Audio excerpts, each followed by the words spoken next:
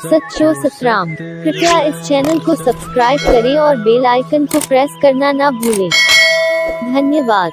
सच्चो सतराम।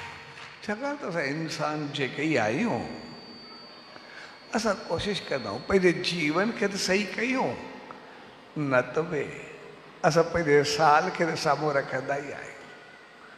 साल जो अन्न गॾु कंदासीं, साल जो खाधो गॾु कंदासीं, साल जी प्लानिंग कंदासीं, साल जो सॼे घर जो सामान ठाहींदासीं। भई हिकु साल जी त पोइ ई प्लानिंग कंदा। सो हक़ीक़त में जेकॾहिं असां 40 ॾींहं सही कंदाऊं, असां साल खे गॾु कंदाऊं। पर 40 जी आदत सदाई पंहिंजो पाण में विझी छॾींदा, उहा आदत बणाए छॾींदा, त पोइ पूरो जीवन धन थींदो आहे।